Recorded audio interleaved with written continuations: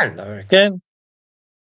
Blackface, the practice of colouring one's face black in imitation of Africans, Caribbeans, or African Americans, is very much disapproved of these days. The time when black and white minstrels could be televised in Britain have long gone. Every so often, a photograph emerges of some celebrity who blacked up his face many years ago, thinking this amusing. And even after all this time, such images can still shock and damage a man's reputation, sometimes beyond repair. Hands up anybody who has been on X, which is what Twitter is called these days, and seen a meme used of a black person's face expressing surprise, anger, amusement, and so on.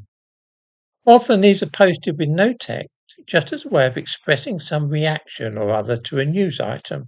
So there'll be a GIF of a black woman laughing, falling over, shouting, or showing surprise and such like.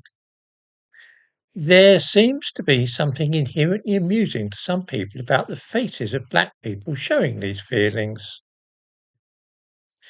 What is noticeable is that it is more often than not liberal types who use these images to promote their views.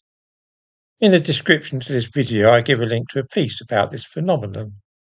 This is one form of modern-day digital blackface, where the actual faces of black people are used or manipulated to represent white people's view of the world.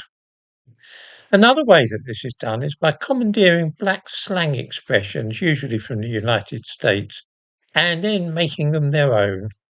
You see this being done in the use of words like woke, which is actually a demotic African American expression. Left-wing white people have appropriated it and made it their own. In the comments on this channel, we see another type of digital blackface, which is even worse than this.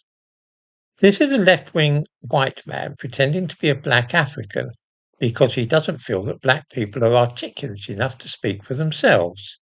He therefore poses as an African and represents what he feels to be their views on their behalf to white people.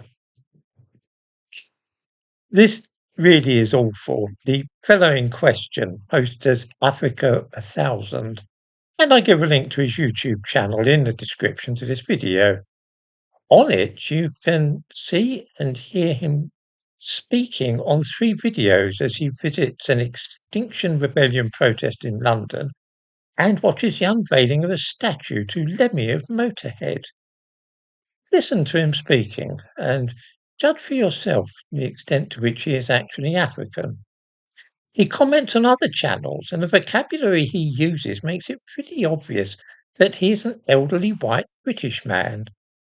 For example, the expression duffer, meaning a useless or incapable person, occurs in the children's books of C.S. Lewis and E. Nesbit. But for this man, it's a word he uses automatically in day-to-day life. He describes me as an old duffer, his comment on another channel. Setting aside the question of whether he is right, and I am in fact an old duffer, does anybody seriously imagine for a moment that an African in this country uses this expression and is in the habit of describing someone as a silly old duffer? His voice, together with his vocabulary and syntax, give him away, as does the fact that he belongs to the same WhatsApp group as Marcus Murphy and a few of the other usual suspects. In this way, blackface has crept back into use in the modern world, but only when left-wingers and liberals feel that it might serve their purpose.